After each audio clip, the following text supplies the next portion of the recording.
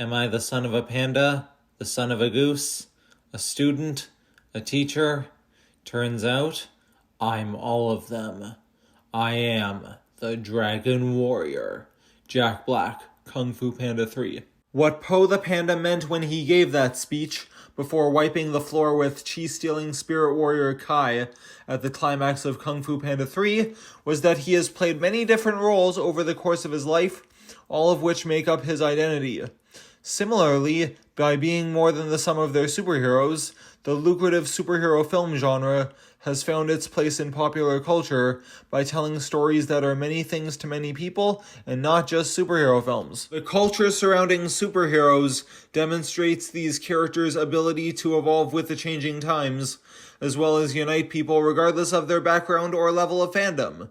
Through a process of research and interviews, I seek to discover how big and small screen superheroes became a highly successful industry in the 21st century by evolving to be not just heroes, but multifaceted and relatable characters that you don't have to be a fan to know or care about. To understand the evolution of the genre from pulp to pop, I researched potential interviewees from the convention circuit, two of which joined me on Zoom for interviews. Thank you both.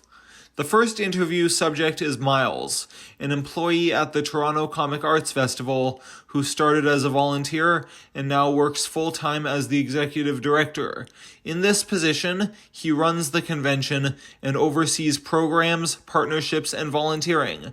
In the interview, Miles shared insight into his role, as well as the comic book space and how it became widely accepted as pop culture. The second subject is George, the exhibitor manager at Fan Expo who owned a comic store for 16 years and shared insight on convention life as well as the trends in the superhero industry over time. While the interviewees were on Zoom with me, I aimed to learn how the genre got to where it is now and where it is headed in a constantly changing world. The questions I asked them were along the lines of what real-life circumstances created the stories we know and enjoy today. These interviews provided insight into how the superhero industry came to be, revealing that the movies are not independent of their creators and their real-world surroundings. Jess Nevins' book, The Evolution of the Costumed Avenger, details how the superhero genre traces its roots back to the iconic literary and mythological characters of previous centuries. For example, the scientist responsible for the creation of Frankenstein's monster, Victor Frankenstein, ended up being the most influential fictional mad scientist of the 19th century, and comic book mad scientists were largely modeled on him. Superheroes can come from anywhere, and Miles and George believe this because they see superhuman characters in works that are not specifically superhero-related. The early days of the genre were characterized by campy heroes and villains in gaudy costumes that some would say resembled pajamas that their young audiences would wear on Halloween. Lasting for over half a century, some of the superhero franchises released during this era were literal cartoons, while others were live-action but maintained a cartoonish aesthetic. As Nevins illustrates, when the genre began in pulp and radio format, the central heroes wore regular clothing and suits, with the only difference being a mask. Both Miles and George recall comic books and superheroes as a large part of their childhoods, which would have been ridiculed at the time due to the superhero genre's affiliation with being nerdy and general nicheness. George further recalls that the first time you pick up a comic book, stories pull you into different worlds and ideas, and this effect hasn't gone away even on screen. Nevins further states that comic strips flourished over the next 30 years, so that in 1929, a number of comic strips of high quality were being published in newspapers. Furthermore, Miles describes how this early era of comic books and superheroes, the Silver Age, was characterized by wholesome heroes doing heroic things. As a result, many individuals like Miles and George are drawn to the genre out of nostalgia due to the impact of the Silver Age in the early years of superhero films and television. The second era that will be discussed is the 1970s to the 1990s, which showed the art of campiness in all its glory. This era is marked by superheroes ditching pajama-like costumes for spandex and armor as they are brought to the big screen for the first time and as fandoms start to grow. During this time, the most famous of the pioneering big screen superheroes are Michael Keaton's Batman and Christopher Reeve's Superman. The two adaptations are very different from each other, and they and the superhero films of the late 20th century that followed bounced back and forth between the poles of dark and light on a tonal level. Keaton's Batman films were dark, gritty, and gothic, while Reeve's Superman films were bright, sunny, and optimistic. In the 1990s, superhero films often struggled to find the right balance between humor and emotion, resulting in films that were either nihilistically dark or over-the-top cartoonish. It is worth noting that the comics upon which these films are based were more nuanced than the films released during this time, and the superhero films of the following century evolved to reflect the depth of the comics. As Miles explained, by the 1980s, comic readership was shrinking, and the market had shrunk to niche audiences. He elaborates by saying that in the 80s, you had existing readers excited to see darker stories, which was an interesting perspective for me to learn about because it is important to keep your audience in mind when telling stories. This era also marks the rise of adult fandom, and where we are able to see comics and superheroes in the mainstream really take off. As George mentions, comics were once considered nerdy, but in the 1980s and 1990s, communities began to develop within this space. The most prominent show of this development is that of Comic-Con, which began in 1970 as a humble gathering of a few hundred enthusiasts called the Golden State Comic-Con. In the decades since, it has expanded to become not only the greatest continually running, but the most popular comic book convention in America. After the glorified toy commercial that is Batman and Robin brought the superhero genre crashing down in the 1990s, the 2000s proved that there is a lot more to superheroism than merchandise and cartoons. More specifically, by the time of the new century, it didn't matter whether you were fighting ninjas, pirates, zombies, or robots. If you saw one film, you saw them all. The third era that will be discussed is characterized by darker and edgier storylines than in previous decades. How did we go from Arnold Schwarzenegger liberally making cryopuns to Ian McKellen finding his origins in one of the worst atrocities known to man? Well, let me tell you. The 2000 film X-Men and the franchise it spawned opened with a major character's childhood as a Holocaust survivor and dealt with themes of discrimination and civil rights in the present-day storyline, proving that superhero films can be used to deal with heavy material and socio-political themes. Auschwitz is not something to make toys out of, people. Said Holocaust survivor happens to be the villain, and his Malcolm X-like characterization provides him with an understandable reason for trying to kill all humans, whereas previous superhero films pitted a saintly hero against a one-note generic villain.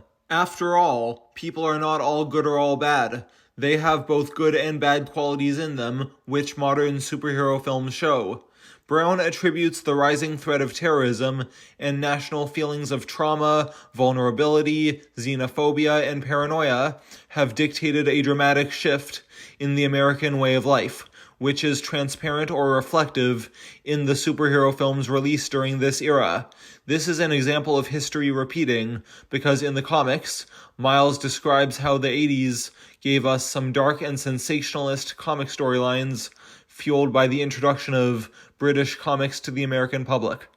On that note, Brown claims that superheroes represent an effort to rewrite and reconfirm the belief in American exceptionalism.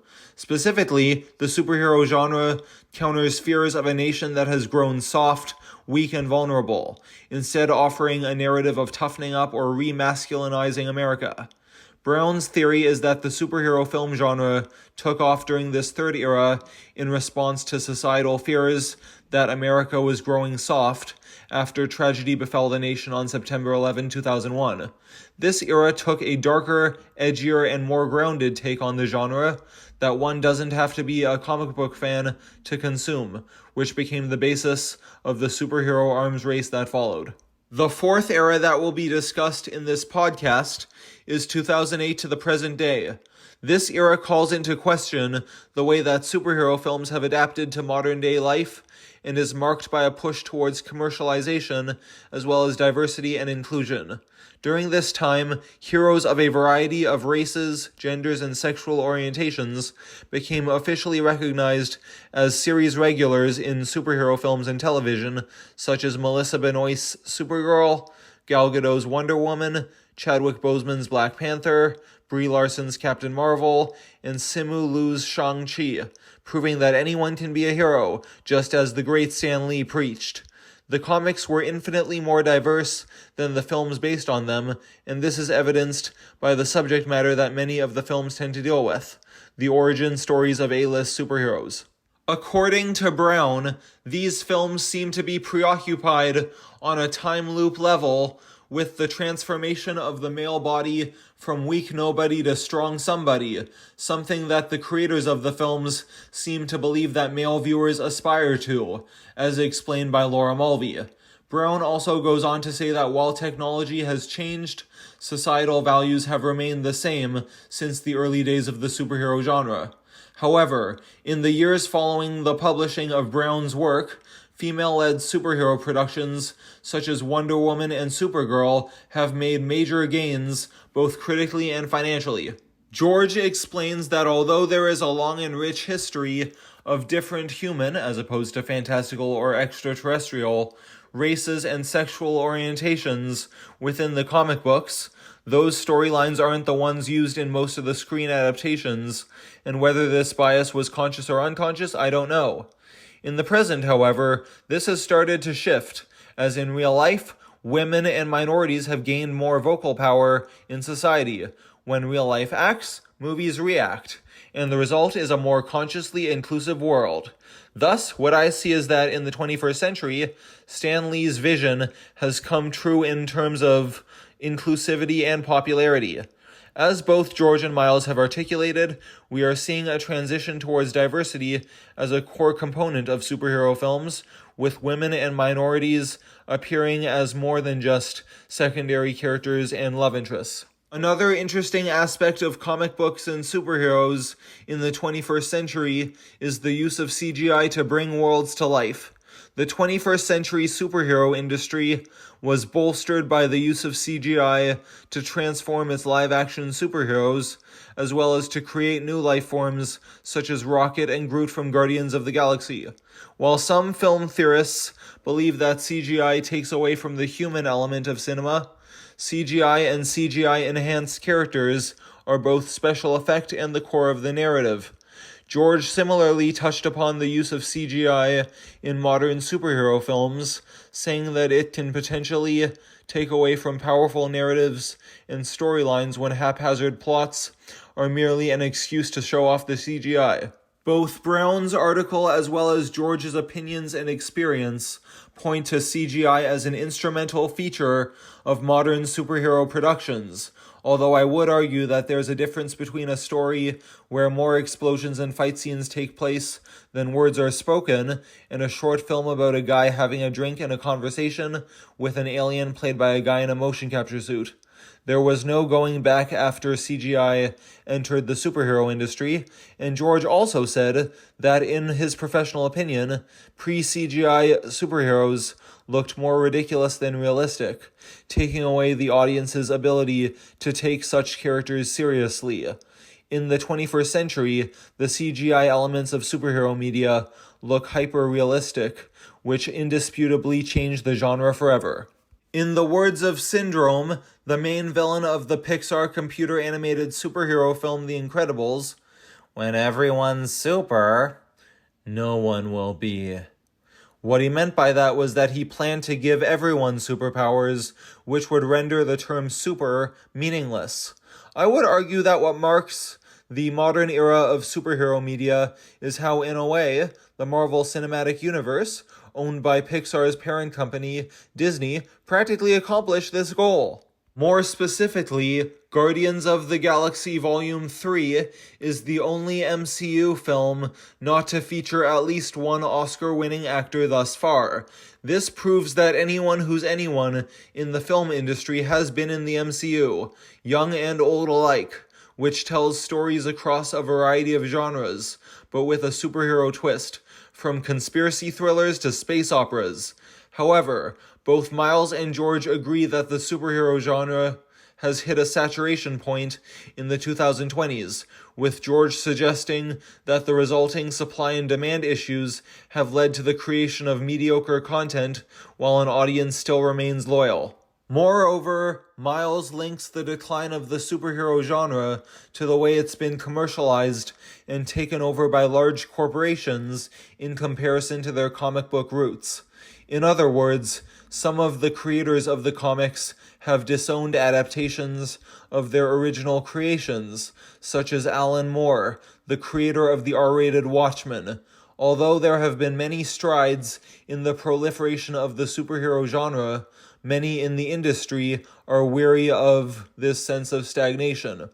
Overall, by finding the right balance between humor and emotion, it is undisputed how the MCU transformed the superhero industry into a pop culture phenomenon, telling non-stylized stories that are more than the sum of their superheroes that you don't have to be a fan or a subscriber to enjoy.